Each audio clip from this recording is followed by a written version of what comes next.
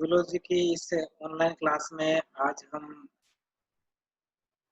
Digestion इन intestine के विषय पर हम आज पढ़ेंगे। जैसा कि हम डाइजेस्टिव सिस्टम में हमारे भोजन के डाइजेशन को हम पढ़ रहे हैं, इसमें इससे पहले की ऑनलाइन क्लास में हमने पढ़ा था स्टोमक में भोजन का जो पाचन है वो कैसे होता है।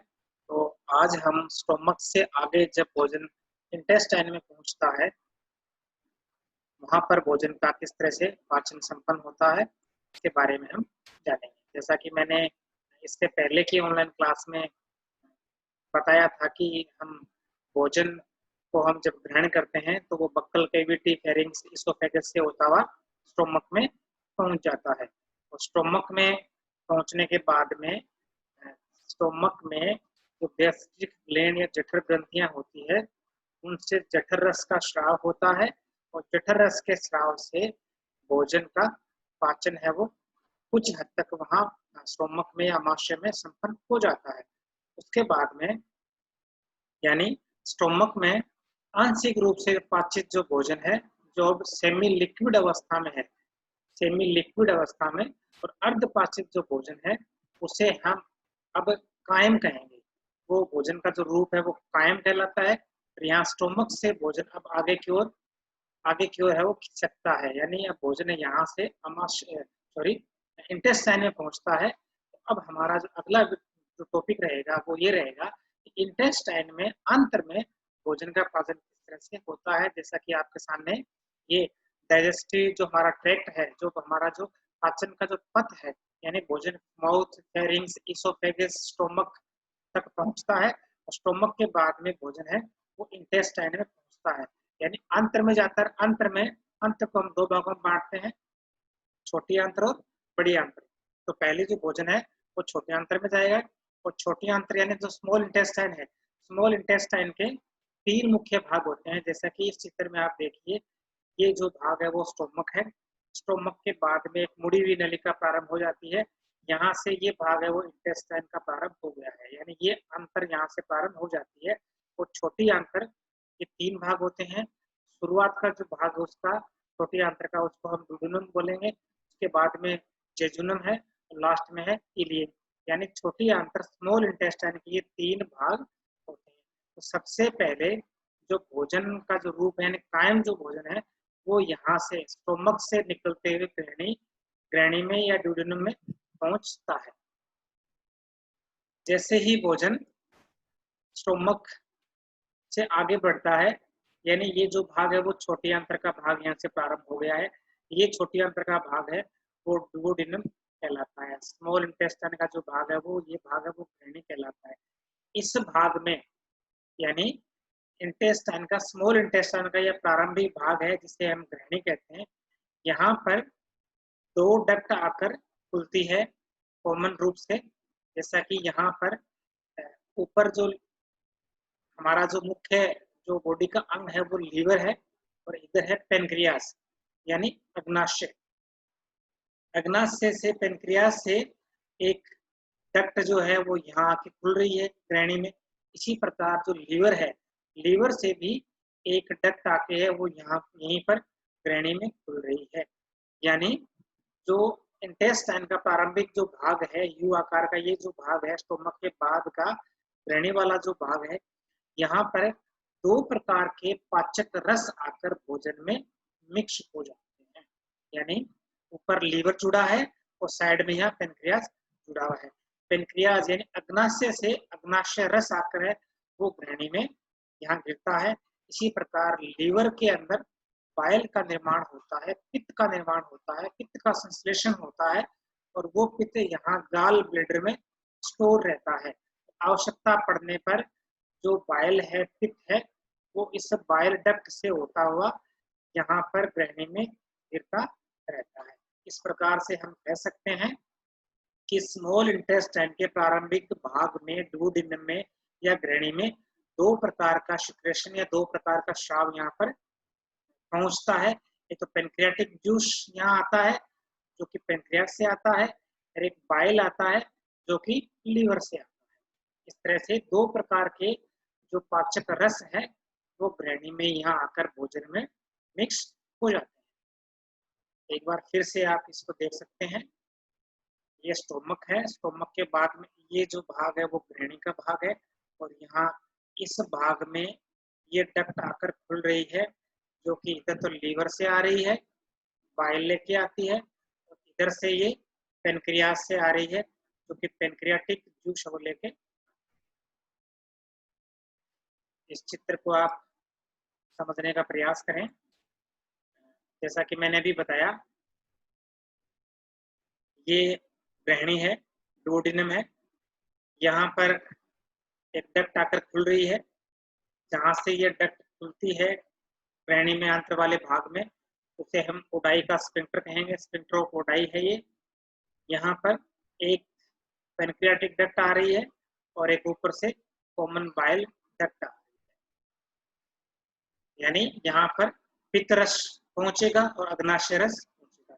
पित्त जो है, जो बाइल होता है, उसका संश्लेषण लीवर में होता है। ये लीवर या यकृत को दिखाया गया है। यकृत के अंदर जो हिपेटोसाइट या हिपेटिक सेल्स होती है, वो कोशिकाएं बाइल का संश्लेषण करती है, और वहां से जो बाइल है इस डक्ट से होता हुआ गाल ब्लैडर या पित्ताशय में पहुंचता है। तो जो बाइल है या पित्त है, उसका संश्लेषण या प्रोडक्शन तो कहाँ होता है? लीवर में होता है, यकृत में होता है। स्टोर कहाँ रहता है? गाल ब्लैडर में रहता है। आवश्यकता पड़ने पर इस कॉमन बाइल डक्ट के द्वारा कहाँ पहुंचता है? डुओडेनम या ग्रहणी में पहुंचता है। इस तरह से जो बाइल जूस है वो यहाँ बनता है, यहाँ स्टोर रहता है, और यहाँ पर पहुंच जाता है। ये लीवर है। इस लीवर में इस साइड से जो डक्ट आ रही है उसे हम कहेंगे RHD। RHD का अर्थ है राइट हिपेटिक डक्ट। जो डक्ट लीवर के इस भाग से आ रही है उसको बोलेंगे LHD, यानी लेफ्ट हिपेटिक डक्ट। यानी इस लीवर में इस साइड राइट वाले भाग से जो डक्ट आ रही है वो होगी RHD, राइट हिपेटिक डक्ट। जो इस वाले भाग से आ रही है वो होगी LHD, यानी लेफ्ट हिपेटिक डक्ट। और आगे चलकर दोनों एक हो जाती है, उसे हम बोलेंगे CHD, यानी कॉमन बाइल डक्ट। इस तरह से लीवर से कॉमन बाइल डक्ट है वो आगे आती है, और एक पतली सी डक्ट है वो गाल ब्लैडर में भी जाती है, उसको हम कहेंगे सिस्टिक डक्ट। यानी बाइल का यहाँ संश्लेषण हुआ, और कॉमन बाइल डक्ट या CSD के द्वारा बाइल है वो यहाँ से आगे बढ़ता है। सिस्टिक डक्ट के द्वारा बाइल है, एक्स्ट्रा बाइल है, पित्त है, वो गाल ब्लैडर में स्टोर रहता है, और इसी कॉमन बाइल डक्ट से बाइल है वो यहाँ पर स्फिंक्टर ऑफ ओडाई के द्वारा यहाँ डुओडेनम या ग्रहणी में गिरता रहता है। इसी प्रकार पेनक्रियास से इस पेनक्रियाटिक डक्ट से होता हुआ जो पेनक्रियाटिक जूस है वो यहाँ पहुंच जाता है। इस चित्र में भी आप देख सकते हैं, ये पेनक्रियाज है, और यहाँ ये ऊपर है वो यहाँ लीवर, और यहाँ गाल ब्लैडर। इस तरह से यहाँ पर ये पहुंचता है। अब यदि हम बात करें कि लीवर में जो बाइल का संश्लेषण होता है, जो कि बाइल डक्ट से डुओडेनम या ग्रहणी में पहुंचता है, उस बाइल में क्या होता है, उसका कंपोजिशन या उसका संगठन उसमें क्या है। जैसा कि यहाँ बताया हुआ है, आपको दिखाई दे रहा है कि बाइल में मुख्यतः है वो पानी होता है। मुख्यतः बाइल में अधिकांशतः मात्रा पानी की होती है। इसके अलावा कुछ मात्राएं उसमें अन्य सॉलिड होते हैं, जो कि कार्बनिक या अकार्बनिक पदार्थ हो सकते हैं। बाइल में जैसा कि मैंने बताया कि लगभग इतना प्रतिशत पानी है, और इतना परसेंट इसमें सॉलिड यानी ठोस पदार्थ होते हैं। उन्हें हम कार्बनिक और अकार्बनिक दो भागों में हम बांट सकते हैं। अकार्बनिक पदार्थों के रूप में उसमें सोडियम है, कैल्शियम है, पोटेशियम है, क्लोराइड है, बाइकार्बोनेट साल्ट वगैरह बाइल में होते हैं। इसके अलावा बाइल में मुख्यतः बाइल साल्ट्स होते हैं, बाइल पिगमेंट्स होते हैं, कोलेस्ट्रॉल होता है, फैटी एसिड है, लेसिथिन है, म्यूसिन है। ये मुख्य पदार्थ है बाइल। यानी पित्त जो कि लीवर में बनता है, गाल ब्लैडर में स्टोर रहता है, बाइल डक्ट के द्वारा वो डुओडेनम या ग्रहणी में पहुंचता है, उसमें बाइल साल्ट पाए जाते हैं। मनुष्य के जो बाइल है उसमें सोडियम ग्लाइकोलेट, पोटेशियम टोरोकोलेट जैसे बाइल साल्ट होते हैं। इसके अलावा मनुष्य के बाइल में बिलिरुबिन, बिलिरुबिन जैसे बाइल पिगमेंट भी होते हैं। ये बाइल पिगमेंट है वो हीमोग्लोबिन के अपघटन से बनते हैं। बाइल में अधिकांश पदार्थ क्या है, उत्सर्जी होते हैं। जो बाइल साल्ट्स होते हैं ये हैं वो जो भोजन में जो फैट है उसका इमल्सिफिकेशन करने का काम करते हैं। इसके द्वारा हमने ये समझा है कि बाइल में पित्त में होता क्या है, यानी पित्त में कौन कौन से पदार्थ होते हैं। जैसा कि मैंने बताया कि बाइल में पिगमेंट है और बिलिरुबिन और बिलिरुबिन नामक है बाइल पिगमेंट होते हैं जो कि हीमोग्लोबिन से बनते हैं। और जो बाइल होता है वो हरे पीले कलर का होता है। और यदि हम बाइल के फंक्शन की बात करें तो बाइल में बहुत सारे पदार्थ ऐसे होते हैं जो कि उत्सर्जी प्रकृति के होते हैं, जैसे कि बाइल पिगमेंट है, अन्य कोई हेवी मेटल है। इनका तो क्या होता है, उत्सर्जन होता है, शरीर से ये बाहर इनको निकालना होता है। यदि हम डाइजेस्टिव रूप से देखें कि पाचन में इसका क्या हेल्प होता है, क्या ये सहायता करता है, तो बाइल का मुख्य काम होता है, जो बाइल में साल्ट्स होते हैं उसका काम है फैट का इमल्सिफिकेशन या वसा का पायसीकरण।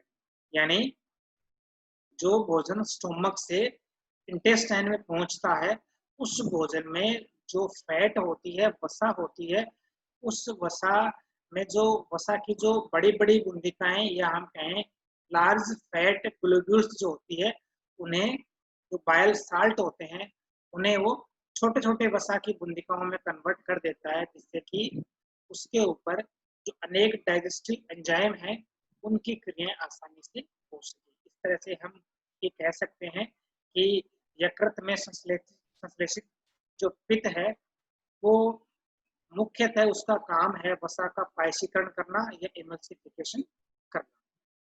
इसके अलावा अन्य पदार्थ हैं वो शरीर से उत्सर्जन का काम करते हैं। जैसा कि हमने अभी यहाँ समझा है कि जो ड्यूोडेनम वाला भाग होता है वहाँ एक तो लीवर से बाइल आता है और वैसे ही वहीं पर दूसरी तरफ पेनक्रियाज होता है, जिससे कि पेनक्रियाटिक जूस है तो वो पहुंचता है। जैसा कि इस चित्र में यहाँ पेनक्रियाज को दिखाया हुआ है और पेनक्रियाज के अंदर विभिन्न प्रकार के सेल्स होती है जो कि पेनक्रियाटिक जूस का संश्लेषण करती है। और उस पेनक्रियाटिक जूस में प्रोटीन का डाइजेस्ट करने वाले एंजाइम यानी प्रोटीज एंजाइम भी होते हैं, एमाइलेज भी होता है, लाइपेज भी होता है, अन्य प्रकार के पदार्थ भी उसमें पाए जाते हैं। जैसा कि हम इस चित्र से समझने का प्रयास करेंगे, स्टोमक है, ये यहाँ डुओडेनम हो गया, तो यहाँ ये जो है, ये जो भाग है ये पेनक्रियाज का भाग होता है, ये अग्नाशय है। इस अग्नाशय में दो प्रकार के टिश्यू या ऊतक पाए जाते हैं। यानी यहाँ पर ये पेनक्रियाटिक डक्ट होती है जो कि पेनक्रियास से विभिन्न प्रकार के पदार्थों को इकट्ठा करती है और वही पदार्थ डाइजेस्टिव जूस का रूप लेता है और यहाँ पे आके गिरता है। जैसा कि यहाँ दिखाया हुआ है, ये इस तरह की पेनक्रियाज में अनेक प्रकार की सेल्स होती है, उन्हें हम कहते हैं एसिनर सेल्स या एसिनाई या एसिनर सेल्स पेनक्रियाज में पाई जाती है। जैसा कि यहाँ ये सेल्स हैं, यहाँ ये सेल्स है, इधर ये सेल्स हैं वो एसिनाई सेल्स या एसिनर सेल्स होती है जो कि अनेक प्रकार के डाइजेस्टिव एंजाइम है उसका स्राव करती है और वो स्राव वो यहाँ पेनक्रियाटिक डक्ट में पहुंचता है, यहाँ से वो यहाँ पहुंचता है, इसके द्वारा यहाँ पहुंचता है, इधर वाले भाग से भी यहाँ पहुंचता है।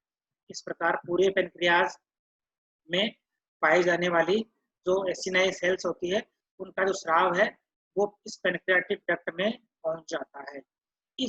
इन सेल्स के बीच बीच में भी कुछ कई विशेष प्रकार की सेल्स भी होती है, वो पेनक्रियाज का एंडोक्राइन पार्ट होता है। यानी ये जो भाग दिखाई दे रहे हैं ये विशेष प्रकार की सेल्स होती है, इनको आइसोलेट्स ऑफ लैंगरहैंस कहा जाता है। ये पेनक्रियाज का एंडोक्राइन पोर्शन होता है, अंतःस्रावी भाग होता है, जो कि लगभग टोटल पेनक्रियाज का लगभग 1% होता है। और ये आइसोलेट्स ऑफ लैंगरहैंस अंतःस्रावी प्रकृति की कोशिकाएं होती है, जिनमें अल्फा, बीटा, डेल्टा इस प्रकार की कोशिकाएं होती है, जिनसे कई प्रकार के हार्मोन है वो डायरेक्टली या ब्लड में स्रावित कर दिए जाते हैं। यहाँ हमें पढ़ना है कि इस पेनक्रियास से स्रावित होने वाला जो पेनक्रियाटिक जूस है, जो कि इन एसिनर सेल्स में एसिनाई सेल्स के द्वारा यहाँ स्रावित किया जाता है, इसमें कि कुछ एंजाइम्स होते हैं और वह पेनक्रियाटिक जूस है वो यहाँ डुओडेनम में आके गिरता। पेनक्रियाटिक जूस में मुख्यतः इसमें भी पानी होता है और कुछ अन्य ठोस पदार्थों के रूप में है, जो प्रोटीलाइटिक एंजाइम यानी मुख्यतः जो पाचक एंजाइम होते हैं उसमें ट्रिप्सिनोजन, काइमोट्रिप्सिनोजन, इसके अलावा अमाइलेज भी होता है, इसके अलावा लाइपेज भी होता है, क्योंकि पेनक्रियाटिक जूस में ये होते हैं इसलिए पेनक्रियाटिक लाइपेज, पेनक्रियाटिक अमाइलेज आदि हम कह सकते हैं। पेनक्रियाटिक जूस का मुख्य काम होता है कि इसमें विभिन्न प्रकार के एंजाइम होते हैं, जैसा कि मैंने बताया कि ट्रिप्सिन और काइमोट्रिप्सिन, जो कि ट्रिप्सिनोजन और काइमोट्रिप्सिनोजन के रूप में स्रावित होते हैं, ये प्रोटीन को पचाने का काम करते हैं। अमाइलेज है वो कार्बोहाइड्रेट्स को पचाने का काम करेगा, लाइपेज है वो लिपिड को पचाने का काम करेगा। इसलिए हम कह सकते हैं कि जो पेनक्रियाटिक जूस है वो भोजन के तीनों जो मुख्य घटक हैं यानी प्रोटीन, कार्बोहाइड्रेट्स और फैट, इसको पचाने का काम करता है। इस चित्र के द्वारा आप देखिए कि डुओडेनम वाले भाग में जब पेनक्रियाटिक जूस का श्रवण होता है, इस पेनक्रियास से जब इस डक्ट के द्वारा यहाँ पेनक्रियाटिक जूस जब पहुंचता है, उसमें एमाइलेज नामक एंजाइम होता है जो कि स्टार्च को माल्टोज में कन्वर्ट कर देता है। इसी प्रकार ट्रिप्सिन है, काइमोट्रिप्सिन है, ये एंजाइम दोनों प्रोटीन जो है उसको और छोटे-छोटे पेप्टाइड्स में तोड़ देते हैं। इसी प्रकार यहाँ पर पेनक्रियाटिक लाइपेज होता है जो कि फैट को फैटी एसिड और ग्लिसरॉल में तोड़ देता है। जैसा कि यहाँ एक बार फिर आप देखिए कि जो पेनक्रियाटिक जूस है उस जूस में जो लाइपेज होता है, पेनक्रियाटिक लाइपेज होता है, वो फैट को फैटी एसिड और ग्लिसरॉल में तोड़ देता है, और जो एमाइलेज होता है वह स्टार्च को माल्टोज में तोड़ देता है, और जो ट्रिप्सिन है या काइमोट्रिप्सिन है वो प्रोटीन को छोटे-छोटे जो पेप्टाइड्स में तोड़ देता है। यानी जो ट्रिप्सिन और काइमोट्रिप्सिन जो एंजाइम होते हैं, जो कि पहले इनएक्टिव होते हैं, इनएक्टिव फॉर्म में होते हैं, ट्रिप्सिनोजन और काइमोट्रिप्सिनोजन फॉर्म में होते हैं, उन्हें एक एंजाइम के द्वारा एंटेरोकाइनेज के द्वारा ट्रिप्सिन और काइमोट्रिप्सिन में कन्वर्ट किया जाता है। ये दोनों एंजाइम जो है, जो प्रोटीन है, चाहे वो पेप्टोन्स के रूप में है, प्रोटीजेज के रूप में, उसे छोटे-छोटे पेप्टाइड में कन्वर्ट ये करता है। और जो एमाइलेज होता है वो जो भोजन का जो पॉलीसेकेराइड्स यानी जो स्टार्च होता है उसको वो डाइसेकेराइड्स यानी माल्टोज में कन्वर्ट कर देता है। जैसा कि मैं बता चुका हूँ, फैट को तोड़ने वाला जो लाइपेज होता है वो उसे ग्लिसरॉल और फैटी एसिड में कन्वर्ट कर देता है। इस तरह से हम कह सकते हैं कि इंटेस्टाइन में जब भोजन स्टोमक से पहुंचता है, जिसे हम कायम कहते हैं, इंटेस्टाइन का जो प्रारंभिक भाग है जिसे हम ग्रहणी या डुओडेनम कहते हैं, वहां पर दो प्रकार के पाचक रस है वो पहुंचते हैं। एक तो लीवर से पहुंचता है जिसे हम पित्त या बाइल कहेंगे, दूसरा पेनक्रियास से पहुंचता है जिसे हम पेनक्रियाटिक जूस यानी अग्नाशय रस कहेंगे। यानी पित्त रस और अग्नाशय रस ग्रहणी वाले भाग में पहुंचते हैं। पित्त रस का मुख्य काम होता है कि वो फैट की जो लार्ज ग्लोब्यूल्स या बड़ी-बड़ी बूंदिकाएं होती है, उन्हें माइक्रो या सूक्ष्म बूंदिकाओं में कन्वर्ट कर देता है, जिसे हम वसा का पायशीकरण कहेंगे। ये मुख्य काम है बाइल का। और दूसरा जो अग्नाशय रस होता है, पेनक्रियाटिक जूस होता है, वो उसके अंदर तीनों ही भोजन के तीनों ही घटकों को पचाने वाले एंजाइम होते हैं, यानी अमाइलेज भी होता है, लाइपेज भी होता है। इसके अलावा उसमें प्रोटीन को पचाने वाले ट्रिप्सिन और काइमोट्रिप्सिन भी होते हैं। तो जो पेनक्रियाटिक जूस होता है वो भोजन के तीनों घटकों का पाचन करता है। इस तरह से मैं ये समझता हूँ कि इस ऑनलाइन क्लास के द्वारा आज हमने जो आंत्र में भोजन का पाचन कैसे होता है उसको हमने समझा है। धन्यवाद।